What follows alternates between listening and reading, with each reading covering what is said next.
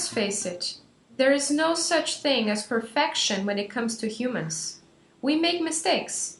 However meticulous and detail-oriented we might be, mistakes are a part of life. Getting it right the first time is possible, yes, but unlikely. According to Daniel Dennett, a highly regarded cognitive scientist and philosopher, the refrain, "well, it seemed like a good idea at the time," should stand on the threshold of brilliance and be appreciated as a pillar of wisdom. Too much, you think? Maybe not. Any intelligent being should be able to make decisions, take actions forward, fail and/or succeed, and then reflect on it. If erring is human, learning from it is a simple matter of survival. In education, the idea of learning from your mistakes has now been one of those buzz phrases for some time. With every good reason, one might argue. Research and informal reports from passionate practitioners show that students should have a growth mindset that allows them to see themselves and their studies as a continuous effort, as an act of persistence and grit. Undoubtedly, our job as educators has long shifted from delivery persons to inspirers. By fostering an environment of embracing failure, we are helping students think creatively and responsibly. This, and not a wealth of canned knowledge, is what leads them to become successful participants of the 21st century. Starting with students is fair, from their school days to having their names on their desks as contributors of the workforce. The path is long and fraught with curves.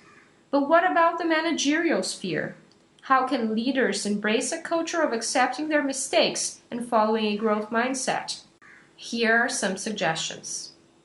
Number 1, understand the difference between a mistake and lack of professionalism. In celebrating failure, the power of taking risks, making mistakes, and thinking big, author Ralph Heath argues that bold mistakes, the ones that come from taking risks, are the ones that lead us to greatness. Heath says that failing to do your job professionally, such as sending a letter with typos because no spell check was used, or not keeping deadlines for lack of time management, aren't seen as opportunities of growth, but unprofessionalism. Number 2, learn from the past and the present. According to authors Francesca Gino and Gary P. Pisano, we all have certain theories, models, principles, and rules of thumb that guide our actions. Most of the decisions we make are influenced by them, and we might not even notice how. While learning new ideas and drawing conclusions from personal experiences are one way to update theories and make changes to our practice. The authors say that a conscious effort to challenge our assumptions and models comes as a result of failure. It's like learning how to ride a bicycle. You fall, you try different approaches again and again until you take off with confidence. Many well-known executives in the business world report having reflected upon their failures to learn lessons that eventually led them to success. Take Steve Jobs as an example. Number 3, create an environment where mistakes are not frowned upon. Employees must feel aware that making mistakes is okay and can help them achieve their goals. They need a safe environment where this attitude is not only communicated but modeled by their leaders. Heath tells us that leaders are usually the ones to make more visible mistakes, since they involve more witnesses and possibly large amounts of money. Their power also allows them to conceal those mistakes, which Heath believes is wrong. Sending a message to the organization that it's okay to fail when taking risks allows team members to feel secure and valued as individuals. Number 4, understand the people you work with and reinvent systems. Glenn Lopez, who is a successful leader and author, defends the idea that failure teaches you about who you can trust and depend upon.